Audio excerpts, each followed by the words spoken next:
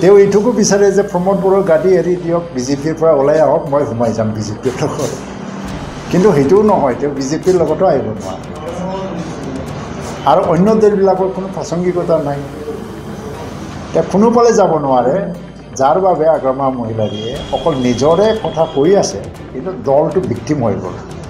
BPF দলটো totally victim হৈ গ'ল। এই সময়ত BPF দল কাৰোবাৰ লগত যোৱাৰ প্ৰয়োজন আছিলে, কাৰোবাৰ লগত এলায়েন্স কৰাৰ প্ৰয়োজন আছিলে জীয়াই থাকিবৰ কাৰণে, কিন্তু তেওঁ কৰিব নোৱাৰে, এটা বাধ্যতা আছে, আৰু বাধ্যতা তেওঁ নিজে ভালকৈ জানে। আৰু এইকাৰণে BPF দল ভিক্টিমাইজ হ'ব গৈ আছে, যাৰ বাবে এই পৰিস্থিতিটো দেখি পেলাই এজনৰ পিছত এজনকৈ BPF দল এৰি আজি চন্দন ব্ৰহ্মৰ নিচিনা, কম্পাৰ নিচিনা মানুহে UPPLত যোগদান কৰিলে। এটা সম্ভাৱনা UPPLৰ লগত আছে, ক'ব নোৱাৰোঁ, কিন্তু এইবাৰ নিৰ্বাচনৰ পিছত হয়তো বা BPF দল হিচাপে জীয়াই থকাটো মুস্কিল হৈ যাব। 4-5টাও যদি ক'ৰবাত জিকিয়াও আহে, কিন্তু BPF হিচাপে থাকিবনে নাই এইটো অলপমান সন্দেহজনক।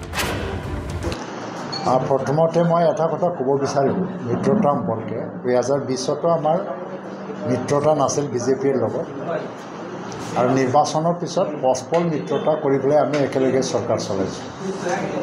এইবাৰো আমি একেধৰণৰ পদ্ধতি লৈয়ে নিৰ্বাচনত অৱতীৰ্ণ হোৱাৰ এটা সিদ্ধান্ত লৈছোঁ, BJPৰ তৰফৰ পৰাও আৰু UPPLৰ তৰফৰ পৰাও। মাত্ৰ আমাৰ 2026লৈকে বিধানসভাত এলায়েন্স থাকিব, 29লৈকে পাৰ্লিয়ামেণ্টত এলায়েন্স থাকিব। তাৰমানে কিবা যদি আমাৰ মাজত মনোমালিন্য নহয় বা অঘটন নহয়, 29লৈকে এলায়েন্সটো সুৰক্ষিত থাকিব। কিন্তু কাউন্সিল ইলেকশ্যনত এটা আমি পৰীক্ষাই কৰিব খুজিছোঁ যে কোন দলৰ কিমান ষ্ট্ৰেংথ নিজে নিজে টেষ্ট কৰে, আৰু ইলেকশ্যনৰ পিছত আকৌ এটা সিদ্ধান্ত ৰখা যাব। এইকাৰণে UPPL দলে নিজাববীয়াকৈ সব 40টা সমষ্টিতে বৰ্তমানত প্ৰতিদ্বন্দ্বিতা কৰাৰ এটা সিদ্ধান্ত লৈছে। আমাৰ অধিকাৰো আছে, কাৰণ আমি BTRৰ মাটিতে জন্ম হোৱা এটা দল, তো এইটো আমাৰে মাটি, আমাৰে এৰিয়া। এই আমাৰ এৰিয়াত 40টা সমষ্টিত প্ৰতিদ্বন্দ্বিতা নকৰিলে কোনে কৰিব? আৰু BJP দলৰ পৰাও কিবা এটা টাৰ্গেট লৈছে তেওঁলোকেও, বহুতকেইটা ছিটত নহ'লেও মিনিমাম ছিটত তেওঁলোকে প্ৰতিদ্বন্দ্বিতা কৰিব, 40টাত নকৰে, যিটো আমি জানো। ইয়াত কোনো এটা অনিয়ম নাই আৰু ব্যতিক্ৰমো নাই। আৰু UPPL দলে এইবাৰ আমাৰ লক্ষ্য হৈছে কি, একক সংখ্যাগৰিষ্ঠতাৰ UPPL নিজৰে হ'ব লাগে। যদিও এলায়েন্স বা এটা মিত্ৰতাৰ চৰকাৰ গঠন কৰিব লগাও হয়, তথাপিও নাম্বাৰ UPPLৰ হাতত, একক সংখ্যাগৰিষ্ঠতা UPPLৰ হাতত নিজৰে থাকিব লাগে। এইটোৱে আমাৰ টাৰ্গেট এতিয়া।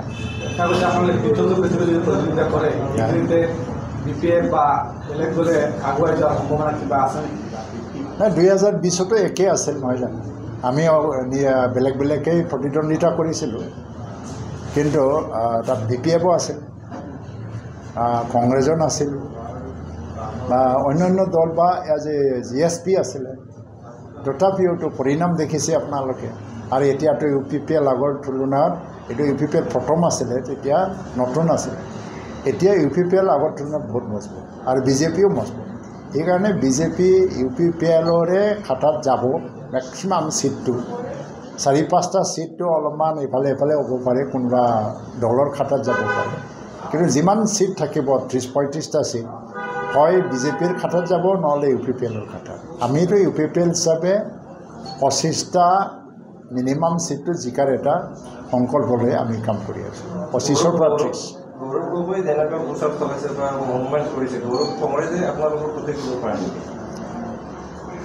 কংগ্ৰেছ আহিলে আমাৰ ভালে হয়, মই আৰু বেয়া বুলি ধৰা নাই, কিন্তু গৌৰৱ গগৈয়ে যিটো এটা হাৱা পাই আছে মিডিয়াত, নতুন সভাপতি হিচাপে আদৰণি জনাই আছে, মানুহে গামোচা পিন্ধাই আছে, এইটো এটা মিডিয়াত পাই আছে। কিন্তু পলিটিক্সটো আপোনালোকে জানে, ৰুট লেভেল যাবৰ কাৰণে এজন মানুহে নেতা হিচাপে প্ৰতিষ্ঠা পাবৰ কাৰণে কিমান বছৰৰ সংগ্ৰাম লাগে। তো এতিয়া ৰুট লেভেললৈকে জনগণৰ ৰাইজৰ মাজত গৌৰৱ গগৈ যিমান যোৱা বুলি ভাবিছে ইমান যাব পৰা নাই। আৰু বিটিআৰ অঞ্চলত কংগ্ৰেছৰ অস্তিত্বটো নাই। আৰু কংগ্ৰেছে এইকাৰণে ইয়াত মই যিমান জানো 2-3টা ছিট টাৰ্গেট ল'ব পাৰে, তাতকৈ বেছি টাৰ্গেট ল'ব নোৱাৰে। আৰু 2-3টাতো তেওঁলোকে জিকিব নোৱাৰে। তাৰ আমাৰ ক্ষতি হ'ব বুলি কোনো কথা নাই।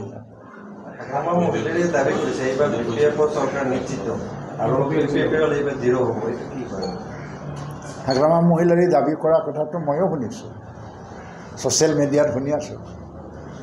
আৰু ক'বলৈ গ'লে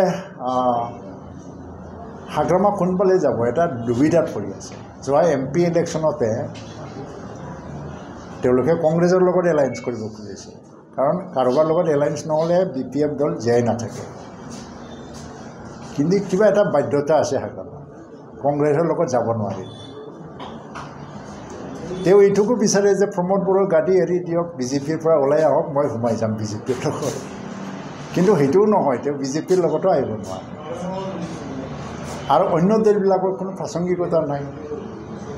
তেওঁ কোনোফালে যাব নোৱাৰে, যাৰ বাবে হাগ্ৰামা মহিলাৰীয়ে অকল নিজৰে কথা কৈ আছে, কিন্তু দলটো ভিক্টিম হৈ গ'ল।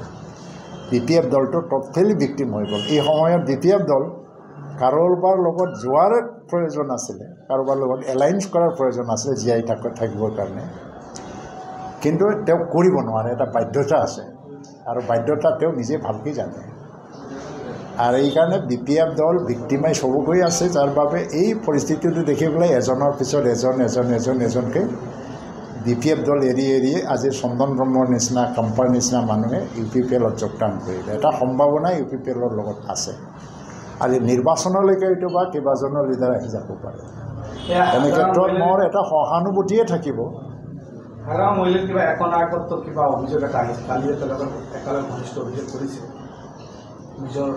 নাই, এতিয়া BPF দলত কোনো দলীয় নেতাৰ কথা নচলে আৰু নুশুনেও।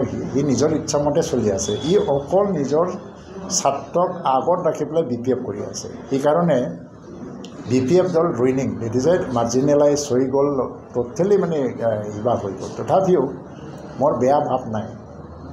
এই সময়ত ছাৰ্ভাইভেলৰ যুদ্ধ কৰি আছে, জীয়াই থকাৰ যুদ্ধ। ক'ব নোৱাৰোঁ, কিন্তু এইবাৰ নিৰ্বাচনৰ পিছত হয়তো বা BPF দল হিচাপে জীয়াই থকাটো মুস্কিল হৈ যাব।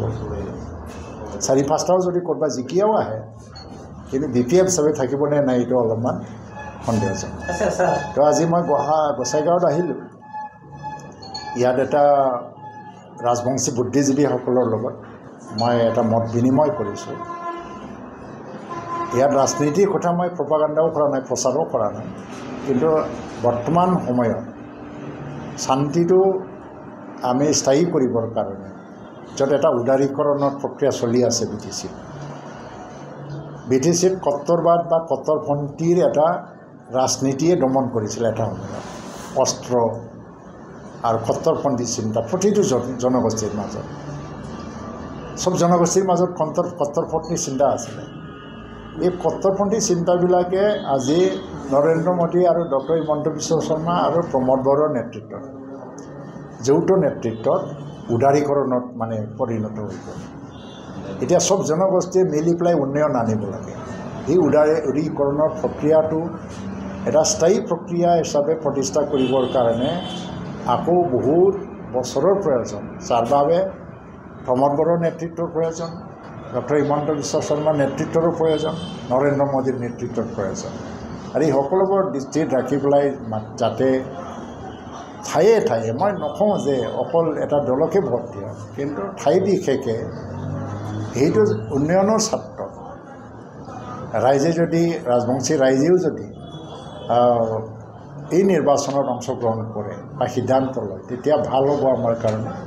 কিন্তু এইটো কথা মই ক'ব পাৰোঁ যে UPPL আজিৰ দিনত ইমানেই মজবুত দল, 25ৰ পৰা 30টা ছিট দখল কৰাৰ লক্ষ্য লৈ পেলাই আমি আগবাঢ়ি আছোঁ। কিন্তু 40টা ছিটত আমি খেলিম। আৰু একক সংখ্যাগৰিষ্ঠতা এটা হ'লেও বেছিকৈ পায় এই দল থিয় দিব বুলি মোৰ দৃঢ় বিশ্বাস। আৰু এই অঞ্চলত শান্তিৰ যিটো উন্নয়নৰ যিটো ধাৰা, এইটো গতিশীলতা আকৌ প্ৰদান কৰি পেলাই আমি কাম কৰি যাবলৈ সক্ষম।